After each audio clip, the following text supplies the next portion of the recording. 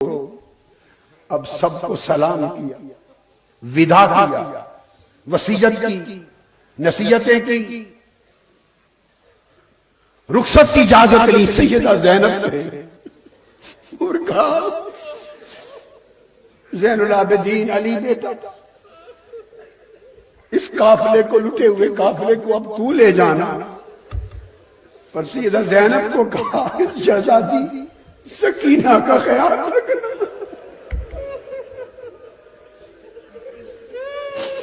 حسین گھوڑے پر سوار ہو گئے، ذوالجناح پہ سوار ہو گئے۔ میری شہزادی سکینہ کا خیال رکھنا۔ حسین گھوڑے پر سوار ذوالجناح پہ سوار ہو گئے۔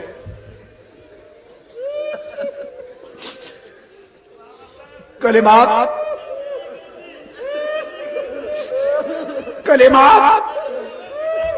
ودا کے کلمات کہہ کر حسین ذوالجناح پہ سوار ہے اور ایڑی مار کے حسین کہتا ہے ذوالجناح اب سوئے مقتل چل، بابا انتظار میں ہے، قدسیان فلک انتظار میں ہے، حوض کوثر کے جام لیے حوران ملک انتظار میں ہے۔ ذوالجناح چل، ایڑی مارتے ہیں ذوالجناح نہیں چلتا، لگام کھینچتے ہیں ذوالجناح نہیں چلتا،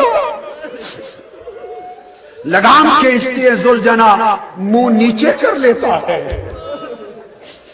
پھر لگام کھینچی ایڑی ماری ذوالجناح پھر نیچے تکتا ہے، پھر زور سے کھینچی لگام ذوالجناح پھر نیچے تکتا ہے۔ حسین پوچھتے ہیں نیچے کیا ہے؟ ذوالجناح سے اتر کے دیکھا تو چھوٹی سی شہزادی ذوالجناح کی ٹانگوں سے لپٹ کے کھڑی ہے اور کہتی ہے گھوڑا میرے بابا کو نہ لے جا، ادھر جو بھی گیا ہے پلٹ کے نہیں آیا۔ ذوالجناح میں اپنے بابا کے بغیر رات کو سوتی نہیں ہوں، بابا کے سینے پہ لیٹتی ہوں، تب نیند آتی ہے۔ خدا کریے میرے بابا کو نہ لے جا، میں کس کے سینے پہ لیٹوں گی؟ کس کے سینے پہ لیٹوں گی؟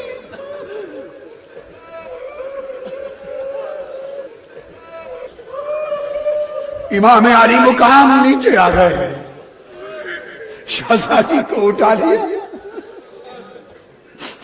فرمایا بیٹی سکینہ اب میرے سینے پہ لیٹنے کے وقت ختم ہو گئے۔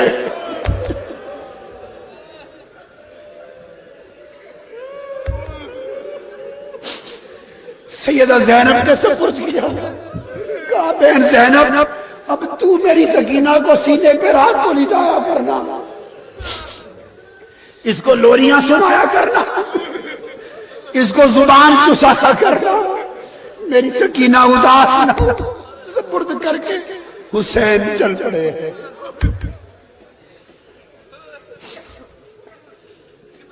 مقتل میں پہنچے اور وہ وقت آ گیا کہ نیزے لگے اور حسین کے جسم اقدس بے شمار یزیدیوں کو واصل جہنم کرنے کے بعد زمین پر آیا، روح قفس عنقری سے پرواز کر گئی، عرش سے آواز آئی یا ایتھا النفس المطمئنہ ارجعی الی ربک راضیۃ مرضیہ، اے روح حسین لوٹا، عرش کے قدموں کو چومنے کے انتظار میں ہے۔ حسین تو نے بندگی کا حق ادا کر دیا۔ مصطفیٰ کی آواز آئی حسین تو نے میرے کندھوں کی سواری کا حق ادا کر دیا۔ علی کی آواز آئی حسین تو نے میرے خون کا حق ادا کر دیا۔ فاطمہ الزہرا کی آواز آئی حسین تو نے میرے دودھ کا حق ادا کر دیا۔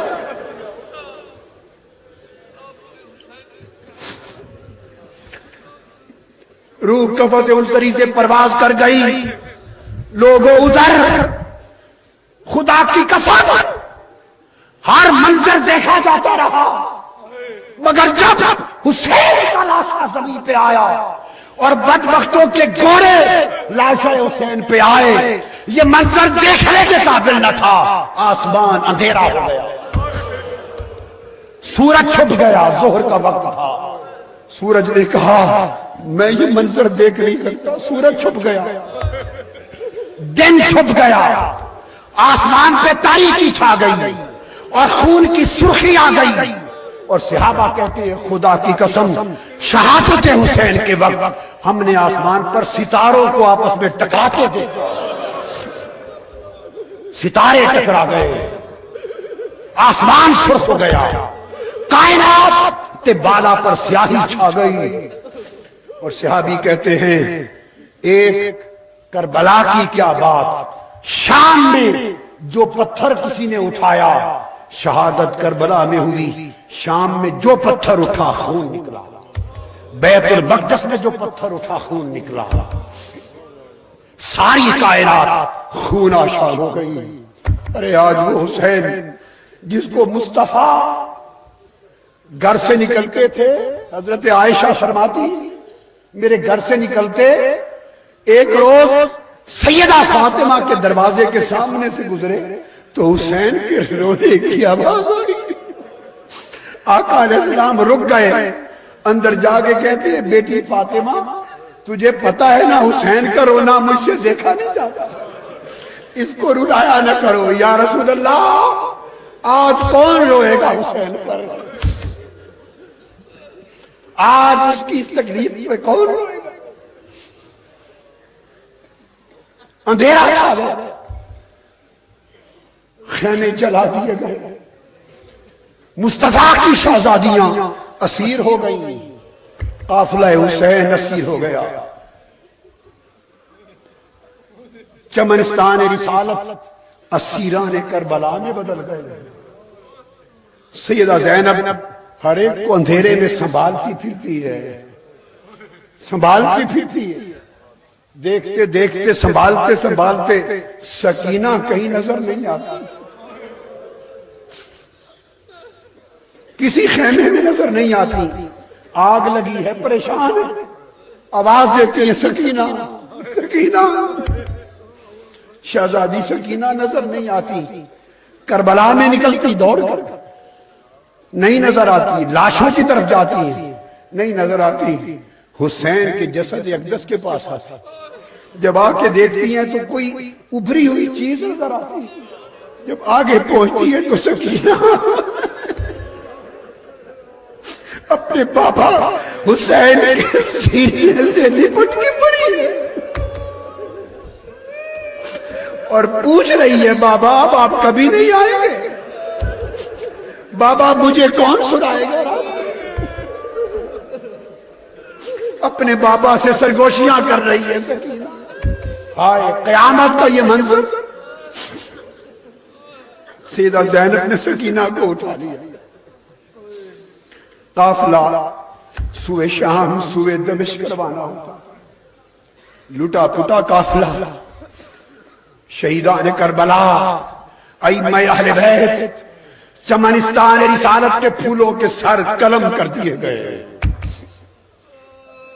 قلم کر دیے گئے. سوئے دمشق روانہ ہوتا ہے. سفر کرتے کرتے راستے میں رات پڑ گئی. یزیدی لشکر نے فیصلہ کیا، خود بھی تھکے ہوئے تھے کہ رات یہیں قیام کر لیں. ارد گرد دیکھا تو ایک گرجا تھا. گرجے کا جو راہب تھا، پادری راہب، اس سے پوچھا کیا رات بسر کرنے دیتے ہو؟ اس نے کہا ہاں. یہ قافلہ کیسا ہے؟ اس نے کہا یہ ہمارے پیغمبر کے شہزادوں کے سر قلم کیے ہوئے ہیں نیزوں پر، وہ قافلہ ہے، اور مصطفیٰ کی شہزادیوں کا لٹا ہوا قافلہ ہے. اس نے ٹھہرا لیا. ٹھہرا کے اس نے کہا یزیدی لشکر سے، عیسائی راہب ہے، کہا کہ جتنے دینار، ہزاروں لاکھوں دینار مانگتے ہو مجھ سے لے لو، یہ جو حسین کا سر ہے یہ اس رات مجھے دے دو، ایک رات کے لیے مجھے دے دو۔ ان دنیا کے کتوں نے دینار لیے، حسین کا سر، رات کا قیام تھا، راہب کو دے دیا۔ راہب نے صاف ستھرے پانی سے حسین کے سر کو دھویا، خون آلود چہرہ پاک دھویا، پھر اس کے بعد جو خوشبو تھی حسین کے سر انور کو لگائی، اس کو لے کے سامنے بیٹھا اور پھر حسین کے لبوں کو چومنے لگا اور ساری رات دیکھتا رہا۔ اسی کیفیت میں ایک نور اترا، وہ نور اس راہب کے دل میں اتر گیا۔ صبح ہوئی، اس نے سر حسین واپس کیا اور ساتھ پڑھا اشہد ان لا الہ الا اللہ واشہد ان محمد رسول اللہ۔ اس نے کہا کہ یہ تمہیں کلمہ کیسے نصیب ہو گیا؟ اس نے کہا میں نے ساری رات اس سر کی حرمت کی، اور رخصت آپ کے ہاں کرنے سے پہلے پیغمبر اسلام نے آ کر مجھے صلہ دے کر ایمان عطا کر دیا۔ فرمایا راہب تو نے میرے حسین کے کٹے سر کی حرمت کی ہے، مجھے اپنی عزت کی قسم دوزخ کی آگ تجھ پر حرام ہو گئی، مجھے کلمہ نصیب ہو گیا۔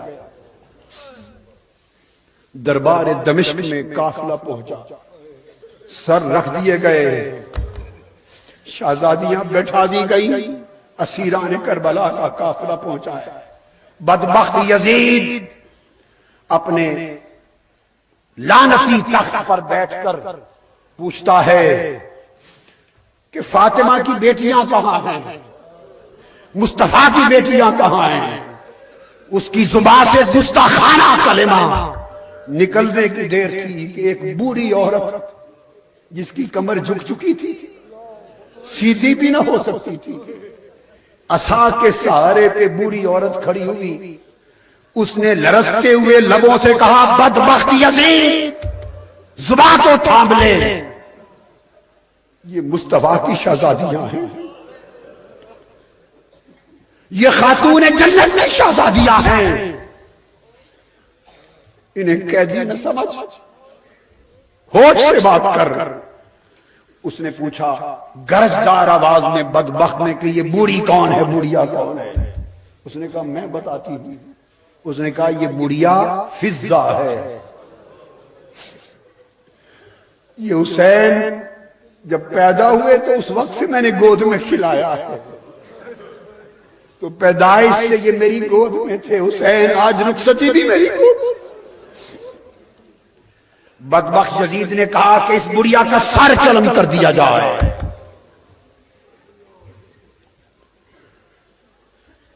دربار یزید کا ایک سپاہی اٹھا، اس نے تلوار نکالی حضرت فضہ کے سر کو قلم کرنے کے لیے۔ فضہ ملک حبشہ سے تھی، جب تلوار نکلی آپ کا سر قلم کرنے کے لیے تو حضرت فضہ نے دیکھا یزید کے پیچھے 500 سپاہی سیاہ فام تلواریں لے کر یزید کی حفاظت پر مامور تھے، محافظ دستہ تھا، وہ سب حبشہ کے تھے۔ فضہ بولی حبشہ کے غیور جوانوں، آج تمہارے وطن کی بیٹی کا سر قلم کرنے کے لیے، اس کی عزت اور سر کا دوپٹہ چھیننے کے لیے تلوار لہر گئی ہے، کیا تمہاری غیرت گوارا کر لے گی کہ تمہارے وطن کی بیٹی کا اس طرح سر دوپٹے سے معروم ہو جائے؟ فضہ نے اس طرح للکارا کہ ان کی غیرت جوش میں آ گئی۔ 500 کے 500 سپاہیوں نے تلواریں نکال لی، وہ تلواریں فضہ کی حفاظت میں ہوا میں لہر گئی۔ سپاہی بیٹھ گئے، جب 500 تلواریں حبشہ کے جوانوں کی فضہ کے لیے لہر گئی، سیدہ زینب کھڑی ہو گئی۔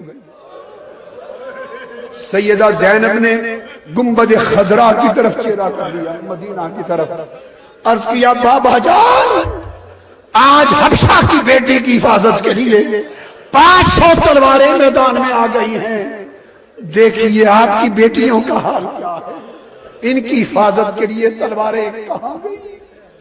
ایک قیامت برپا ہو گئی۔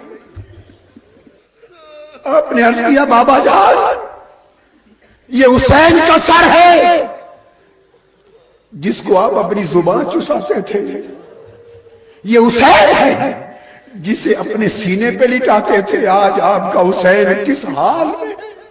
سر یہاں لائی، بدن کربلا میں پڑا ہے، آزاد ٹکڑے ٹکڑے ہوئے پڑے ہیں، زمین سے آسمان تک آج تیرے حسین اور تیرے گلشن کے پھولوں کی حفاظت کرنے والا کوئی نہیں۔ یہ شکوہ سیدہ زینب کا تھا، اور جب حسین مدینہ سے چلے تھے آتے ہوئے بھی قبر مصطفیٰ پر گئے تھے، اور اپنے بابا کی قبر انور پہ کھڑے ہو کے عرض کیا تھا، نانا جان آج آپ کے حسین کو حکمران آپ کے مدینے میں نہیں رہنے دیتے، آپ کا حسین آپ کا شہر مدینہ چھوڑنے پر مجبور ہے۔ فرمایا میں آقا صرف یہ دعویٰ آپ کے حضور دائر کر کے جا رہا ہوں کربلا کی طرف، اب بابا ملاقات قیامت کے دن ہوگی۔ آسمان کے اوپر خونی قلم کے ساتھ شعر لکھا گیا، اترجو امت قاتلت حسین شفاعت جدہ یوم الحساب۔ وہ ٹولہ جس نے حسین کا سر اس طرح قلم کر دیا ہے، کیا اب بھی قیامت کے دن حسین کے نانا کی شفاعت کی امید رکھتا ہے؟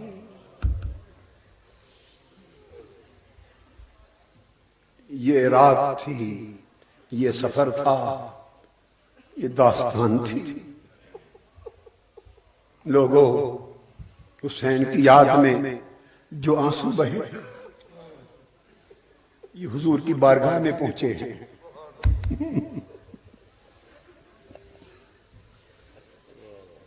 سیدہ کائنات کی بارگاہ میں پہنچے ہیں، یہ حسین کی بارگاہ میں نذرانہ گئے ہیں۔